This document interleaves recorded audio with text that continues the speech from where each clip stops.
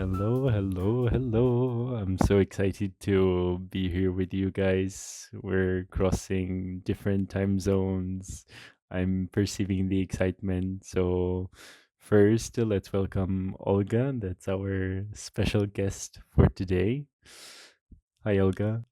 We have a topic for today, and I was super excited to choose with Gideon the topic because Olga came up with a list of like, yeah, topics or hot topics that we could have talked together. And the one about marriage and wedding, I think it's very relevant for the three of us for different reasons.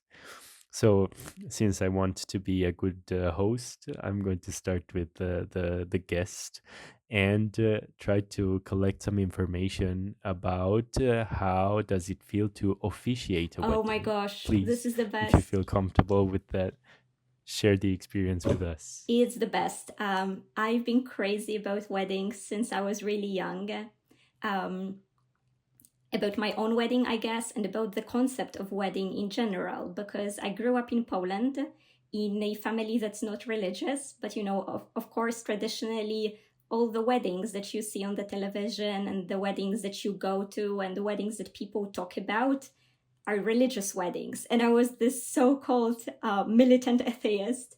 And it was so important for me that rituals, such as when a baby is born or weddings, should be like and humanistic and not just religious in nature. So I've had this thing, this dream since I was really little to officiate humanistic ceremonies, but I never felt ready for it because I was like, I'm just a young girl.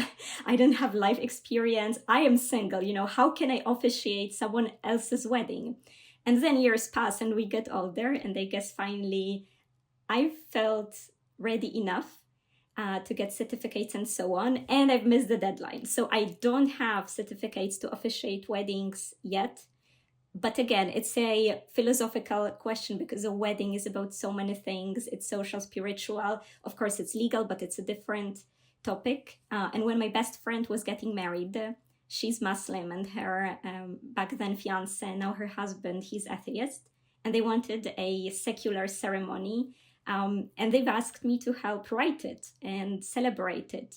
And it was a really, really beautiful experience. I think it's bonded us even more. We were very close before that because we've had a lot of other experiences. She actually had her first child a month ago, and I went back to Turin to meet her and her child. And the wedding was quite beautiful because it was very personal, of course. It was made up mostly of music and poetry. It was intentionally kept short because we didn't want to bore the guests. And I guess people could tell that every single element was put together by people who were close friends of this couple. So the photographer was their friend, the graphic designer was their friend, the DJ was their friend. Other than me, like my role was mostly MC, right? So I was kind of explaining to the guests what's going on, like we've gathered here and this is happening. And then other people, including my friend's sisters and her university mentor, they read poetry or translated and so on. And it was really quite a logical whole. It was awesome. Yeah, it was quite beautiful. And of course, it felt great. A lot of satisfaction. It's fantastic to hear such an enthusiastic voice about a life experience that didn't just affect or make the newlyweds involved, but you especially, like in the first place. So it's amazing to hear how such a ceremony had a deep impact on you and how you made it work even more smoothly and with a creative twist because of your personal contribution. It's really incredible to hear how creativity can make this a memorable event. So, since Gideon is also a very creative person, he likes photography, he's a professor of art, I'm really curious to hear from him what does he feel it would be relevant for a creative wedding to happen.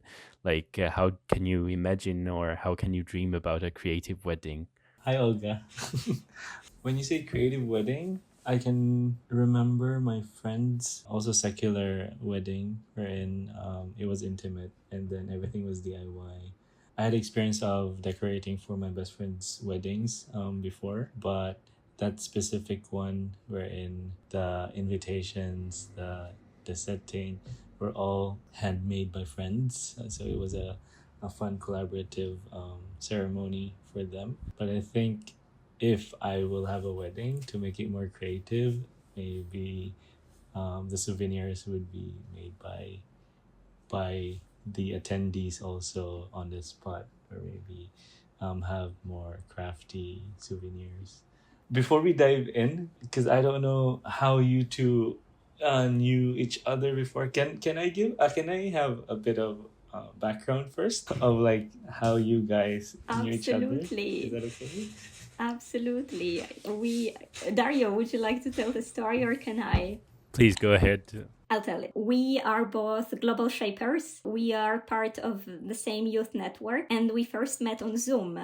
It was the depths of the lockdown. So many events that normally would have been held in person, like, conferences, workshops, summits, this kind of things, they were held online, which for me personally was great because it made it possible to travel without traveling. And it was very intense. There was a lot of it and so on. And I think we first met within the project Unite, which was about celebrating the Europe Day virtually. But, I guess Dario knows it about me. Once in a while, I meet a person and I just look into their eyes and I'm like, I want to be your best friend forever. And this was this kind of a situation. I remember when we first met on Zoom, it was Zoom, and even through the video call, there was this connection, there was this chemistry. I was really, it felt just very wholesome, and I was really curious about this guy, and I really wanted to talk to him more. We met probably in a breakout room, or maybe he said something in the plenary, and then we met in the breakout room. I don't remember, but then we met for a virtual coffee. And from my experiences, sometimes when I have this connection with straight men, they get ideas that are incorrect, and this energy that I'm radiating is misunderstood and misinterpreted. So it's usually important for me to somehow subtly inform them that I'm gay. So I told Dario during our first conversation that I was gay. And he said, guess what? I'm also gay. And it was really, really great. And I guess that's how it started, because we've connected over so many things. Then we met in person for the first time when I was visiting Florence. I wanted to go to see a theater show, and we drove into deep countryside in Tuscany, in that case, to see a theater show with an actress that I used to work for. And when was it actually? In 2020, I think we've met. So it's been almost 5 years now. Wow. Wow, I love a wholesome coming out story. Olga has an incredible memory, and realizing that it has been 5 years, it's really matching the vibe, because realizing that today we're recording a podcast together, me with my partner, I'm feeling in a very cozy and intimate space, and it's with a good friend, with my partner. It's very wholesome, as you said. So it's beautiful to feel that. And given these context, I am very eager to go back to the main topic, right? About weddings. We were speaking about these wholesomeness that is associated to the celebration of the wedding that you experienced in the first hand, Olga. And Gideon added up something regarding his experience with crafty wedding. And these are two standpoints that are very intriguing to me, because I participated to very few weddings myself. I just took part to, let's say, one one big, like very big scale, and one that was more like low key but still very meaningful. And from your tone of voice, the adjectives that you were using, I was understanding that for both of you is a big deal for different things. I think Olga is more on the spiritual side, on the even emotional side, while for Gideon, and that's an assumption that I'm making, it's more about the social meaning that that has, or the label that comes to that.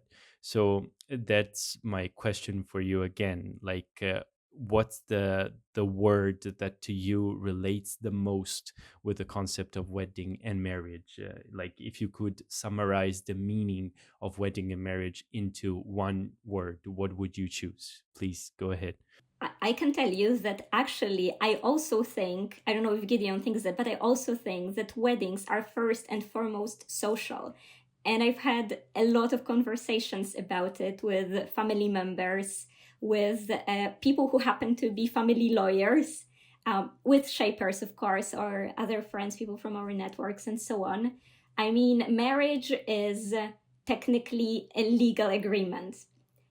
And other than that, of course, marriage has deep spiritual or even religious meaning in all religious systems throughout human history. But I think for me personally, the most important aspect of the wedding and marriage is the social aspect. Um, for example, I'm 31 years old and I've never been in a relationship. Um, and, you know, of course, I've had my love stories. I don't know if I've even dated people or not, because again, it depends a lot on how you define that. But I remember growing up, I just thought, you know, it's so pointless to have those high school boyfriends or girlfriends because one day I'm going to meet the right person, we're going to get married. And when I meet people, my first question is this the person that I would marry when I'm looking for a partner? Is this the person I'd like to introduce to my family? Will my sister love her? Will my cousins love her and get along with her, and so on?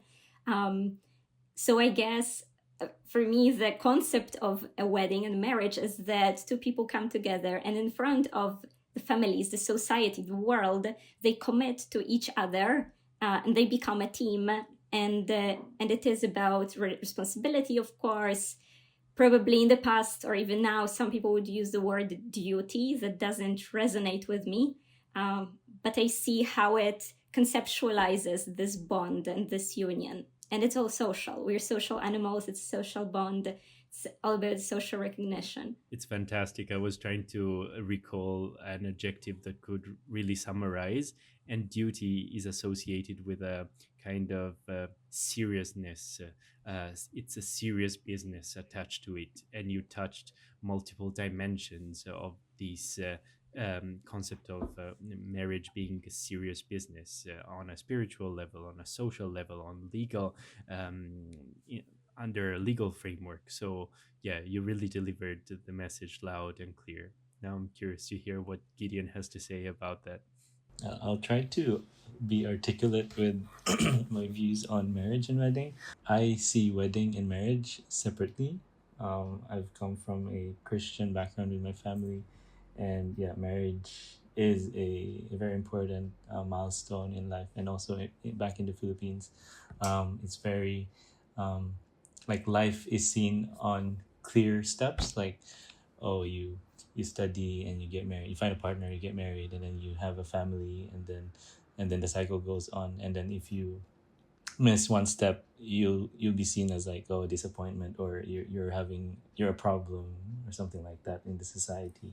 But going out of that background and expanding my worldview, like being in Thailand and meeting people in different backgrounds, I think I'm currently in a phase where I'm kind of redefining or restructuring how I view marriage and wedding, because I have friends also that are focused more on like the couple, like their commitment with each other. So marriage or wedding is more of like showing or strengthening their commitment, showing their duty with each other, while the wedding is more like, oh, just to please the family, or to celebrate with the family and friends. I have more questions than answer, I think, or definition. So my question is, what is wedding? What is marriage? What's is marriage important? Is wedding important? So yeah, I'll stop there for now. Also, I'm very curious, Dario, what do you think and feel? What does marriage and weddings mean to you? And would you rather have a big or small wedding? Yeah. All I feel that I need to provide you with an answer, but first I wanted to try and summarize the the story that has been told to us by Gideon, because he uh, related to the societal life of marriage and wedding in the Philippines. And so I think the most relevant word to bring up to summarize the meaning of that concept for Gideon is, on one hand, the wedding is kind of an oath. So it's something that you need to prove to yourself and to others that you're respecting, while marriage instead is pure commitment, because it's like such an important milestone that if you don't stick to that, if you don't land to that kind of goal, then you're blamed or judged. So I sensed the distinction and the two nuances that are related to this.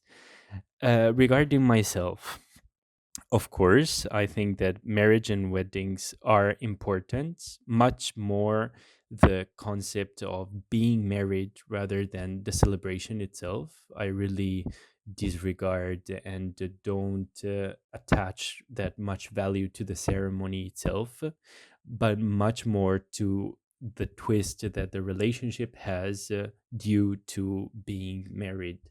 And that's what's really daunting nowadays, and why a lot of people today are kind of scared of because of what it means to be married. And Gideon quoted that, like in the Philippines, for instance, a lot of people are um, changing their couple setting, like their couple arrangement, because of the marriage concept. And Olga too, she said, "Oh, I've never been in a relationship myself, so when I think about marriage, I think about something that is far away from what I could be living, like in a few months, or even in a few days if I find the right one around the corner."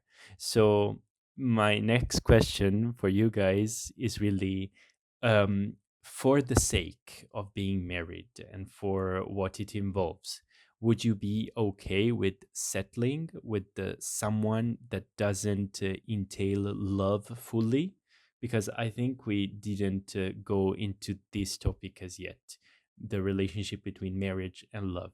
So I'm curious from both Olga and Gideon to understand what's your side on this. My answer is no. I love the firmness and the determination that you used to reply. Personally, no, but that it reminds me of like Indian and like matchmaking culture in Korea. It's like people get married without even knowing people deeply, and there I've read there's like high success rate of that. So well, personally, I'd say no, but I see other perspectives too, so I'm open to it. Wow, quoting success triggers me. So please, Olga, add something to that. No, I think that there is a little bit of misunderstanding of matched marriages. I mean, of course, there are different stories and every individual story is different. But I guess it's safe to assume that families usually try to match their kids to a person that they truly believe will be right for them, right? So it's like people trying to find the right match for two people to fall in love. Um, we have all kinds of matchmaking systems, let's say. There are apps, of course, nowadays, but also friends or, families, networks. For example, all of my friends know that I'm single and looking for the right person, and they truly believe that one day someone is going to introduce me to this girl.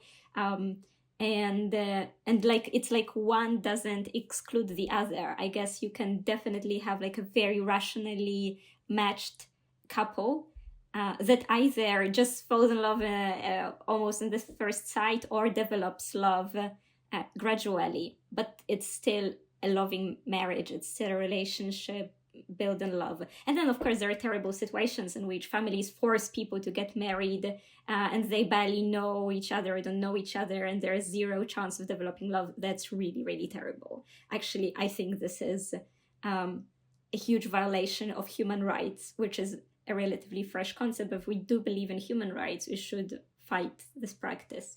So it's beautiful to hear how, from both of you, love is a pillar, a foundation of marriage. And I really relate to that. Like, I would struggle personally to believe that you can get married to someone without loving them. And of course, love has a very broad definition, and very personalized, but without diving deep into what love means, I'm curious to know though, what how does a loving marriage look like to you?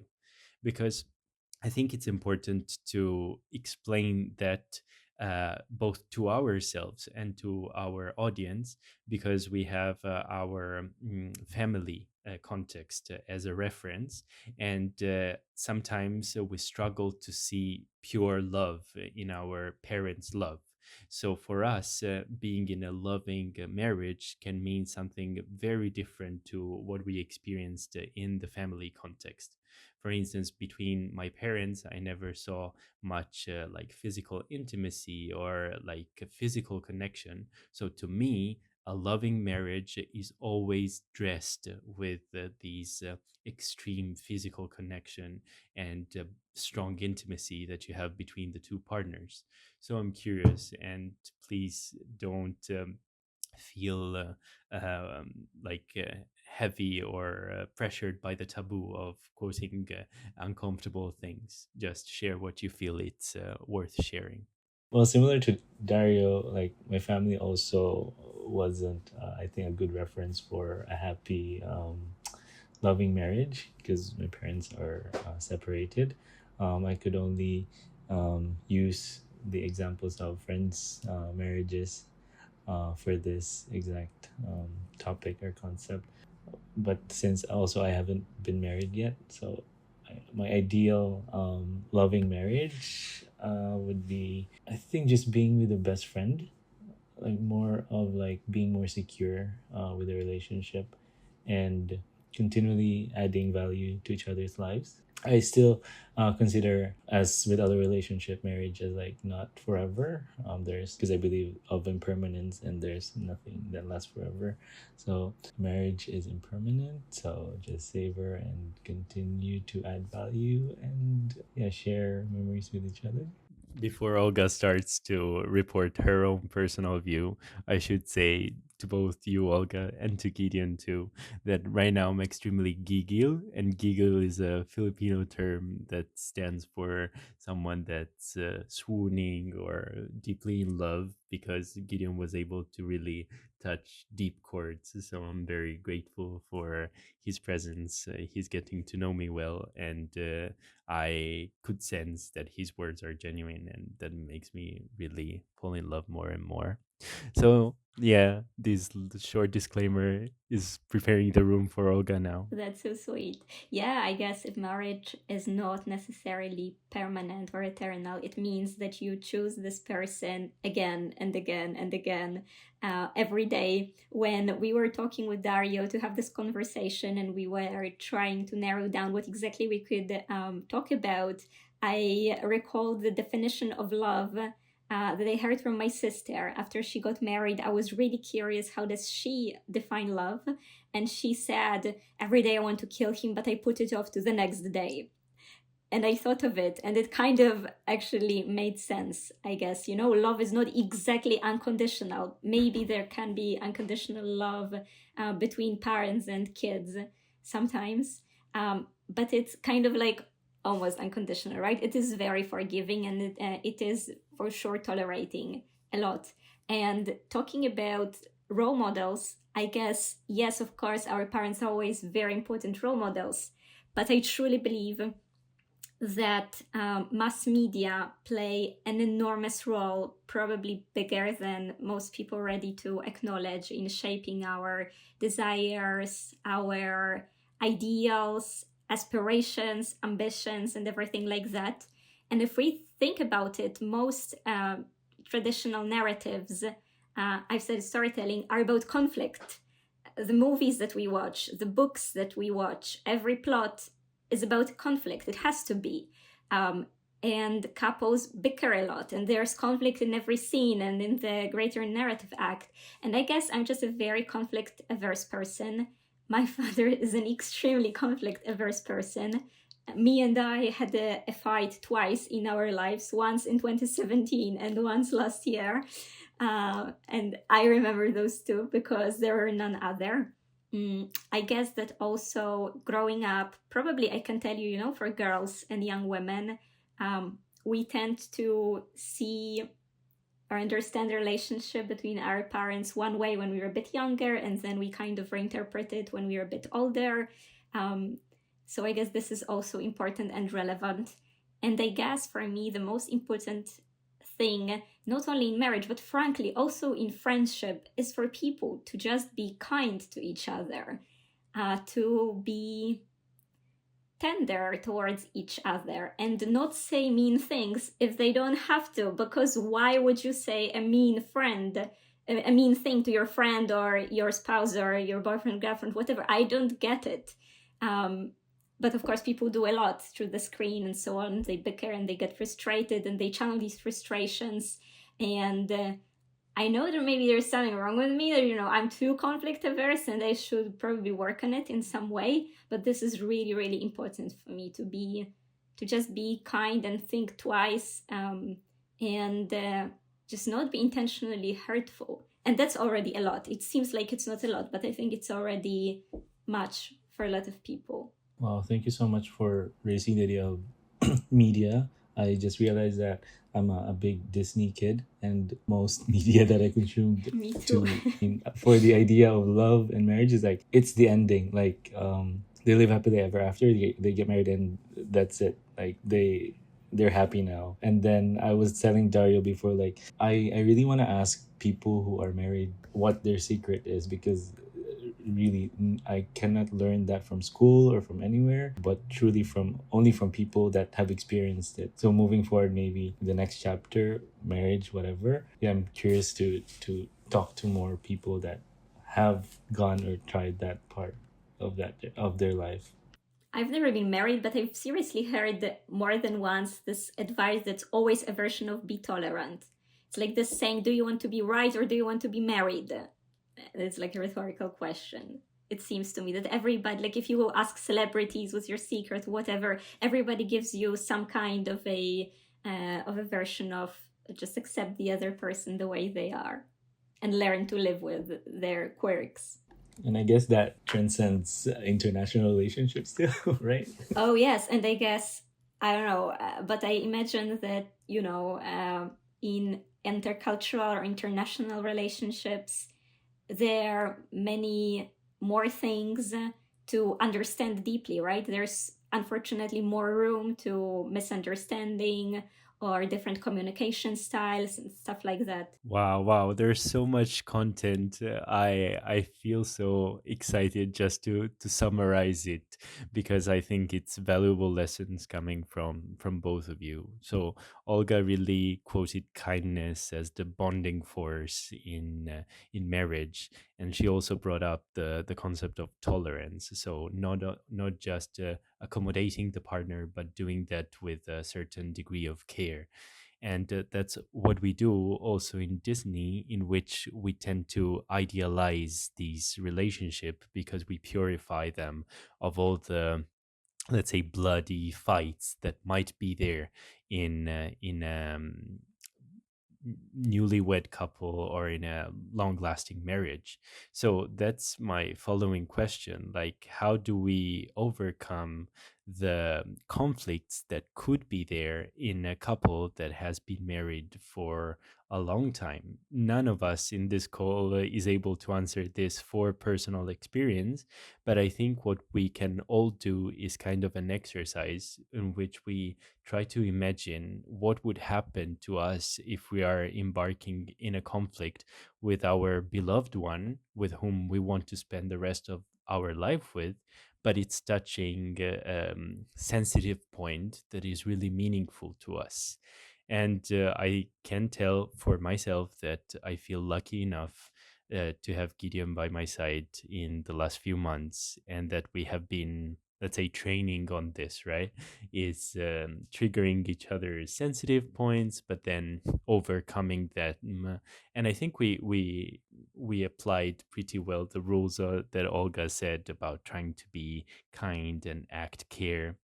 And I think the strategy that we have to like overcome conflict is going back to what Gideon said, the desire for growth. Like all in all, we want to grow as a couple.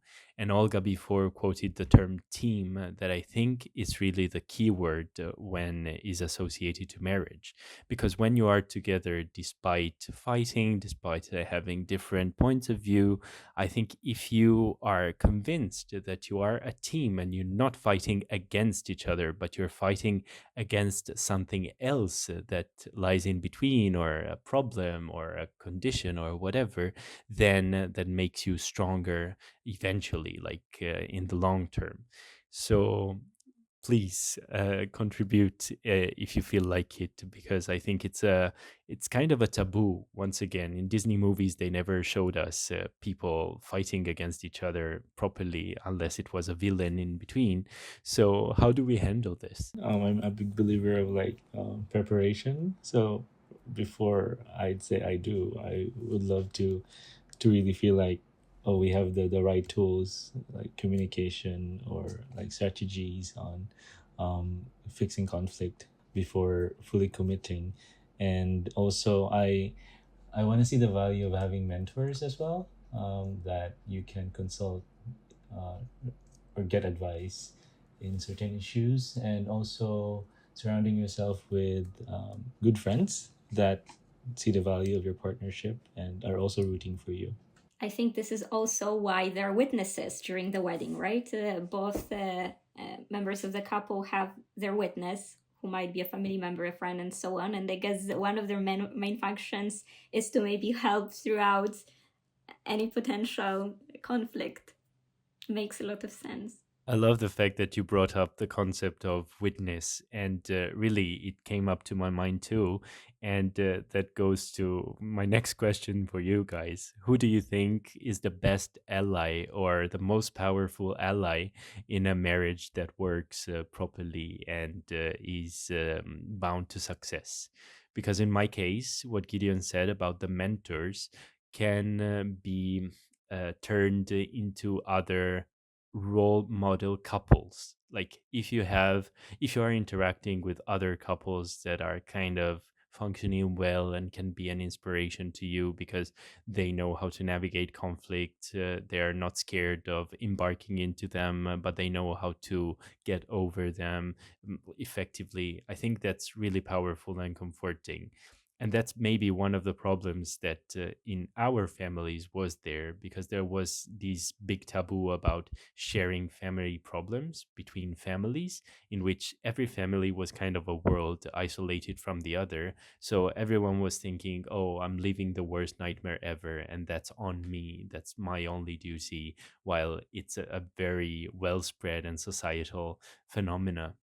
And that's what mass media is helping to give visibility to. I'd risk Please, saying Olga, that go this was ahead. a universal phenomenon for our parents' generation, right? Everywhere. It was just social norms, not to talk about family business with the people from outside of family. For sure, there were exceptions, but there are exceptions to the rule. But the rule was not to talk about family stuff with others. Also, I wanted to go back to the previous question. So, how do you cope with the conflict? because I wanted to share that I write. There's this song by Lady Gaga, "You've given me a million reasons to let you go, just give me one to stay," and so on. Uh, as mentioned, I've never been married. Actually, I've never been in a relationship, but I can tell you that even in case of some very important friendships, at least twice or thrice, I opened the new document, and the question was, is it worth fighting for this person? Is it worth, trying hard to nurture and maintain a relationship, or kind of slow ghost them? And I guess there are advantages and disadvantages to doing it alone and just taking decisions on any given topic on your own. So it's very curious for me, guys, that you've brought up the idea of mentors and people who help you go through difficult decisions, because sometimes possibly people from the outside have a better judgment than ourselves. You quoted your sister's definition of marriage, Olga. Well, I'm curious. This is love? What's your definition of love? My definition of love for sure overlaps a lot with admiration, and a lot of people tell me that I confuse love and admiration, and I don't. I know what I know what I believe in. I know what is important for me personally.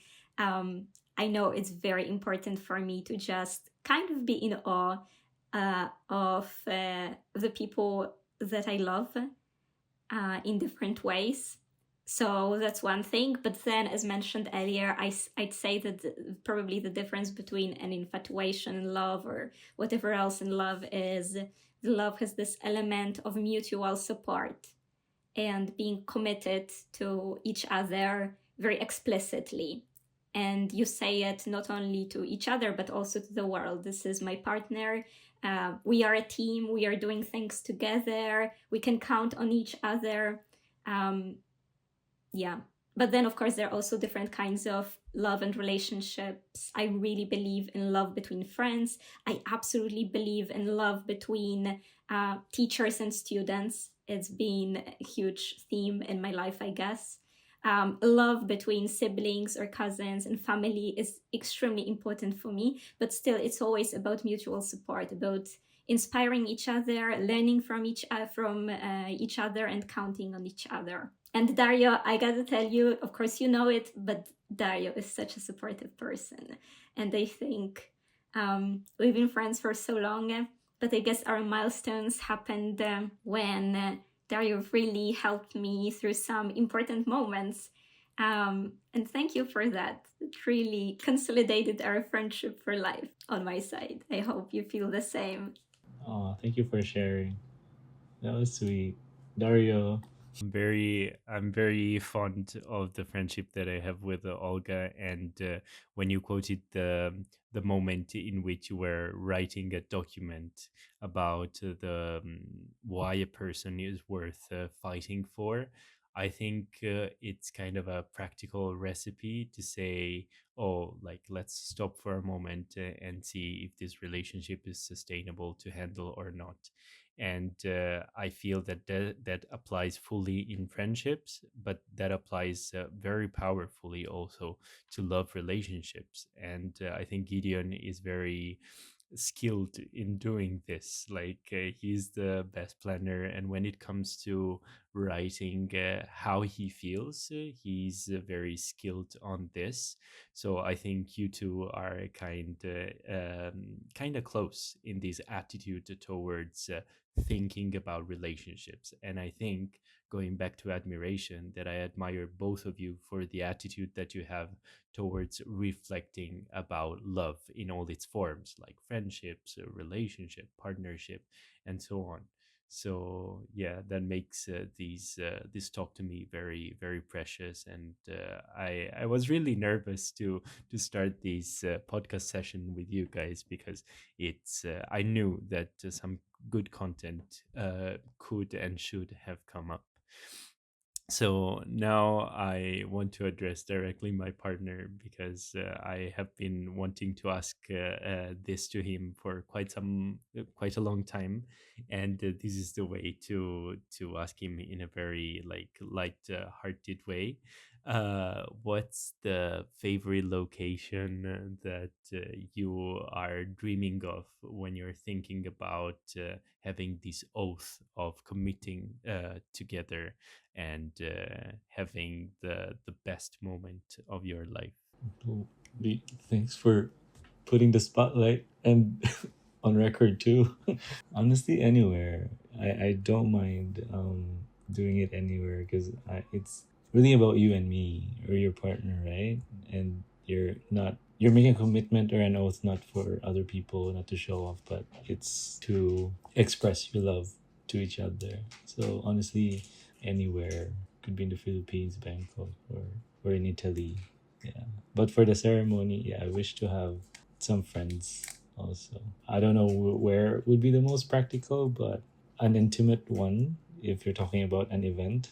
But with us, anywhere is okay. So features of the perfect wedding to Olga on like in the mind of Olga. I know you plan well in advance and you're a dreamer too. So let us dream, please. You're a storyteller, an excellent one. So go ahead.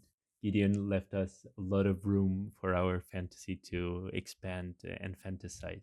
Oh my gosh, guys, this is going live. Well, you can also always cut it out because this might be very cringy to a lot of people and very, lame. So the thing is, I've been dreaming of my wedding since I was really young, and these were extremely vivid and elaborate, visions. At some point, I started writing a book where in the one of the first chapters there is this very spectacular wedding. So I kind of wanted to gift this dream to my character because I hoped it would be therapeutic, that I would kind of let this dream go. And then guess what? I had a different dream, another one. So when I find the right girl, we could go on a world trip. We could like travel around the world probably for a year or so, and we would visit different countries, and we would do a documentary movie about weddings and marriage in different cultures, in indigenous communities. I love Indian weddings. I've been to an Indian wedding and it was one of the best experiences of my life. Um, we would also look at the business and commercial aspect of it because the wedding industry is gigantic and there are all those wedding expos and so on. So we would, cover that as well. And we would just tell our families that we're, traveling the world, digital nomads or whatever, they're shooting some movies or whatever. And then we gather them together for the kind of premiere of this movie that they don't really know what it is about. And surprise, surprise, well, spoiler for you guys, because you're hearing this fantasy, we show this movie, like a short version, probably around 15 minutes or so. And then we enter, and turns out this is our wedding. And as one of the kind of elements, I would like to get the name of my wife tattooed on my finger, where people usually put rings. So we would have some kind of bands covering these tattoos, and during the ceremony, we would uncover these tattoos in front of you guys and our families and friends and so on. And then we could publish the movie under the title 1,000 times yes, because the concept is that we kind of get married 1,000 times while traveling or covering 1,000 weddings. I've calculated it will take really a lot of time and money to cover 1,000 weddings, but it's a metaphor. So that's the idea, and we'll see. Dario knows there are a lot of pretty ambitious ideas. They're sometimes difficult to execute, but I guess one way or another it could work. I'm having goosebumps now, and I love that you have a title already because I believe in manifestation. And I don't know, I'm already thinking about logistics. Maybe we can have people invite you to their weddings to fill that 1,000 marriages or weddings already. Thank you. So I'm excited for you, Olga. And also, frankly, it would be political because the history of marriage is one thing, and of course, the history of gay marriage, of same-sex marriage, is a different thing. So I guess the idea is to deeply, deeply investigate why people get married at all and why two women might want to marry and why it is important and it is serious and why the legal aspects of it matter as well. And how some communities, some people are vulnerable and they still either cannot get married or, they can suffer terrible violence for just trying to be with who they love and who they chosen. So again, I guess there's many aspects to a wedding, including a political one. Marriage is definitely political, always. I am emotional and thrilled at the same time. I really can relate with what Gideon just brought up, like how he's feeling. He's more on the practical and logistic side because, he loves ambitious plans and matching them. I'm literally astonished at the power of your imagination. And I really feel, as Gideon said, that you can turn this dream into a reality, and I'm looking forward to knowing the person that's coming into your life that makes this possible. And wow, I'm so excited, really. I cannot wait. Please, Gideon, let's try and save from now, because I want to be part of the journey of Olga, and support her. But yeah, the political implications also, like a documentary as kind of a manifesto for what it means in the societal terms, being married and gay. Wow, that's even adding value to what you just told us. So my jaw is dropped. I'm left speechless. But since you quoted gay marriage, I think it's relevant for Gideon to give us a little bit of insight about these last event that's going on in Thailand, where he's living at the moment, and that addressed gay marriage. I don't know if you follow the news in Thailand, but gay marriage has been legal for 2 weeks now. Like couples can now get married in Thailand, including foreigners, and also they have included the rule or law about adoption. So, yeah, I'm so happy for the LGBT community in Thailand, but sad about the US movements about the gay couples though. And also companies and schools, because my school is already accommodating gay marriage in couples, um, as long as it's registered in Thailand or in your home country. So you can enjoy the benefits of hetero couples nowadays. That's so great. Really, laws and social perceptions have already changed so much in the last few years. And of course, there's still work to do globally, but we're getting there. I think we're going the right direction. Despite any possible setbacks or, backlash, it's like two steps forward or is a step back, but then again, two steps forward. I've heard the news from, of course, a global shapers group. We have an LGBTQ shapers, and the news from all around the place are usually shared there. So we've celebrated it all together. Yay. Yeah, that's kind of astonishing how in Western world lately there is these gradual restriction of freedom in this sense, while I think countries that are usually labeled as a bit behind in the development, at least economically, instead are making bold moves about it. So that's uh, that's really the tale of our modern age, in which there is different speed of progress, and the progress about gay rights and gay marriage is really one metric that we can use to understand the current context in which we're living in. But I think since you quoted Shapers, it's fun to share with the audience and also to Gideon that in the past and also nowadays, Shapers that admire each other, I think very frequently end up to have Shapers families. So Shapers weddings, Shapers families, and Shaper babies. So thinking about babies, that's what came up to my mind. I'm curious to hear what is your feeling about having a family with your beloved person, and so having kids with them, because that's not something automatic. It's even more difficult Mhm. when you are in a gay setting. So please feel free to add. I think Gideon at least knows my standpoint already. I think, other than being nicknamed Daddy D, I feel that in my blood there is these daddy attitude that I would love to put in place. So let's see if in the future this is a project that we can carry out. Let's see what the future holds. Well, meanwhile, I only have daddy issues. I'm just kidding.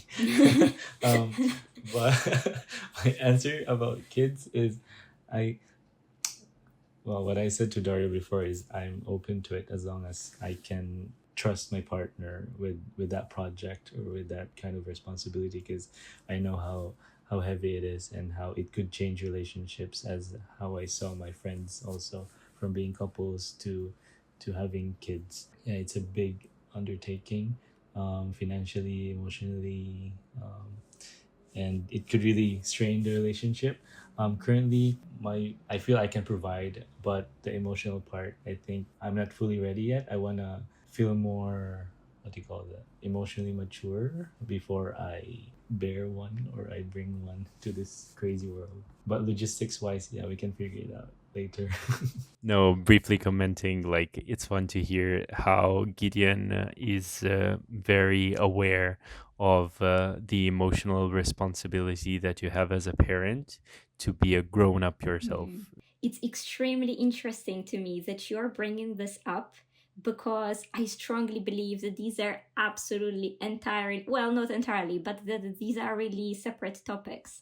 And actually, historically, indeed, marriage was kind of designed around procreation and around who is responsible for the baby, for the child. Really, it was about establishing fatherhood, I guess, and about acquiring family members. So I think, I mean, for me, but I think it also should be universal marriage and parenthood are kind of separate concepts. And of course, logically, one would follow another.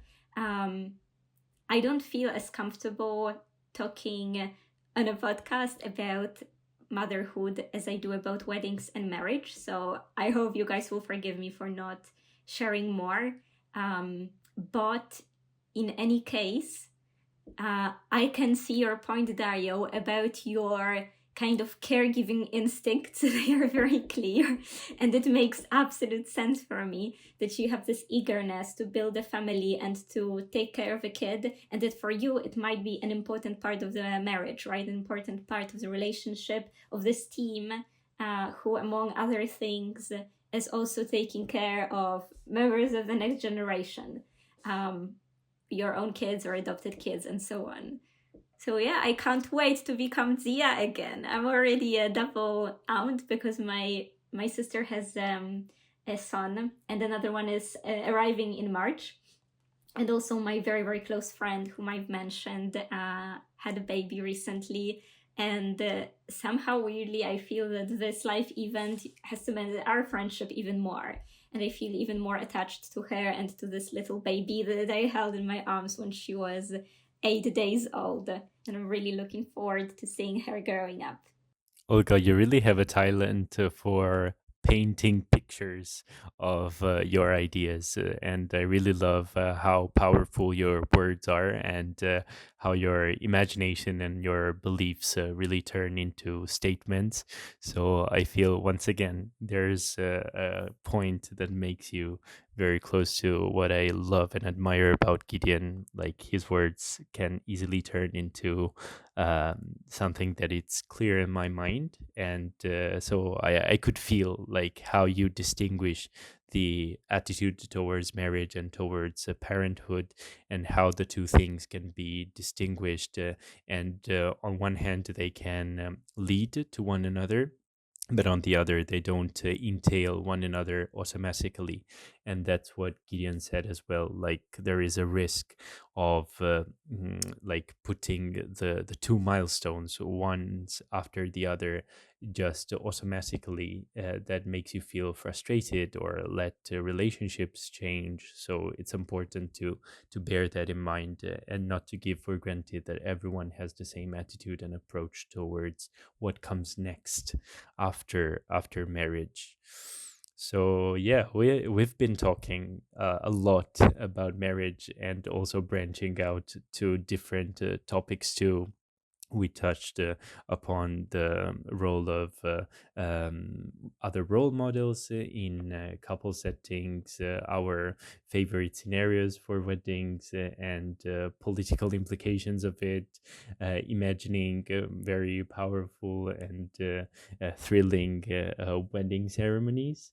But I would love to have a one last final remark from all of you, and I'll start with Gideon, because it's like, what's the secret? Like, what's the best ingredient in the recipe for a long-lasting and happy wedding?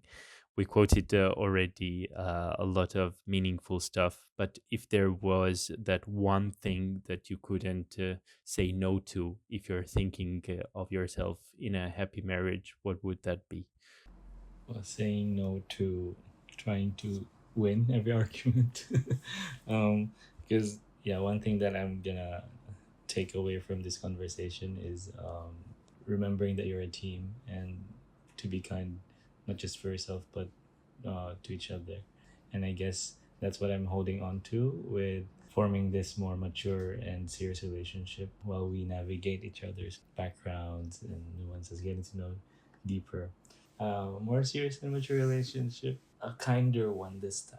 Dario, how about you? Yeah, I'll start saying I'll make a pledge to try and be as kind as possible to my mahal, to my love, because I feel it's really important, and I'm learning this from both of you. Like Gideon asked for that explicitly, and Olga quoted that being inspired by the her role model. So I think kindness as a leader of the marriage is really will need to become a mantra, but at the same time the concept of growing as a team, like I'm kind of programmed to think that oh, like marriage is about tolerating, a bit like Olga said, is about sacrificing something, and I'm missing the point in which I'm getting enriched by committing to a person.